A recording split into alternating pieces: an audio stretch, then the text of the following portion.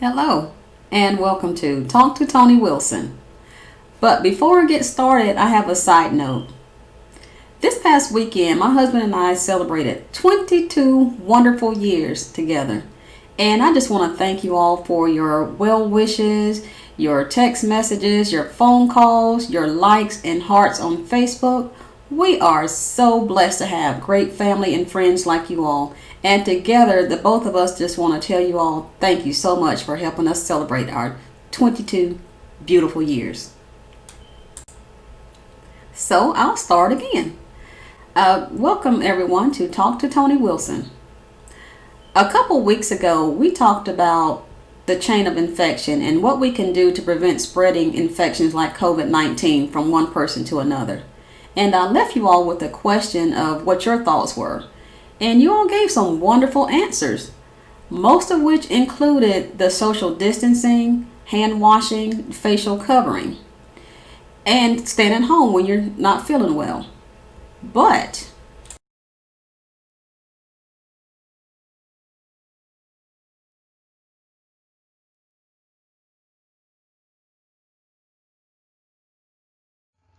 one other response was to stay hydrated and build up our immune system. That is an excellent idea. It's something I don't hear from people too much. You know who you are that submitted that response, so I won't call you out, but thank you so much for bringing that to our attention. Hydration is very important at all times for good bodily functions.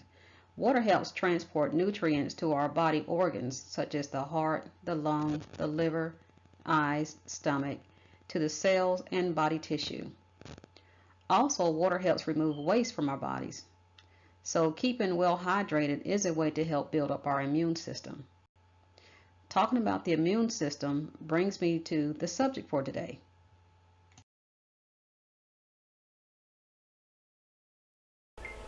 Today's subject is herd immunity. It's a popular term that's been surrounding COVID-19. Herd immunity are measures taken to introduce a large group of well people to a protein called immunoglobulin, or antibodies. Specific antibodies fight specific bacteria and viruses, such as COVID-19. If herd immunity is achieved, it is believed that large group of people will have immunity against that specific virus or bacteria. In other words, if herd immunity is achieved, that means the majority of people will have specific antibodies that will fight those bacteria and viruses, making it difficult for them to either catch or either spread that virus to other people.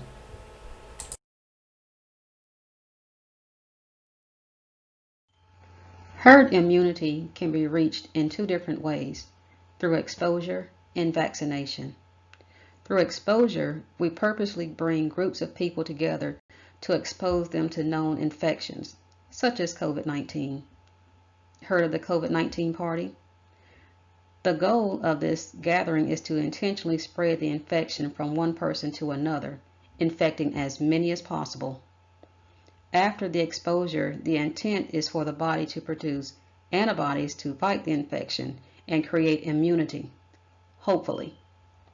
Sounds simple, but immunity at this time is not certain, and if so, the length of time is unknown. Attempting to reach herd immunity in this way can cause serious illnesses, leading to an overwhelming number of hospitalizations as well as death, just as we have noticed in one of our other U.S. states. Herd immunity through vaccination means that you'll get a vaccine either through injection, orally, or through a nasal mist. A vaccine works by triggering an immune response that helps the body build antibodies to fight against the infection. Instead of an exposure to the infection, vaccines work by preventing the infection. Vaccines are either attenuated, which is a live virus, but is only particles of a live virus and it has a reduced effect. Or it can be inactivated, which means it's a dead virus. The dead viruses are not as potent as the attenuated, and you may have to have subsequent doses.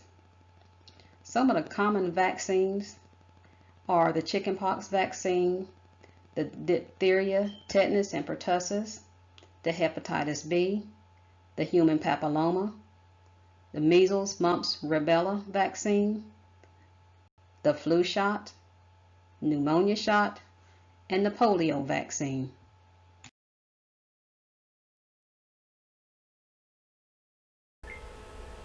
Just to clarify, here's my disclaimer. I am not asking you to take or not to take a COVID vaccine when it's available. Neither am I asking you to attend or not attend a COVID-19 party. My agenda is to give you the best health-related information that I can so you can make the best health-related decision for yourself and your family. Now that that's clear, here's your trivia question. Let's say you went to your doctor or your primary care provider and your blood was drawn. When you get your results, you see on that paper or on the computer, however you get your results, WBC and RBC. Okay, here's the question. What does WBC and RBC stand for?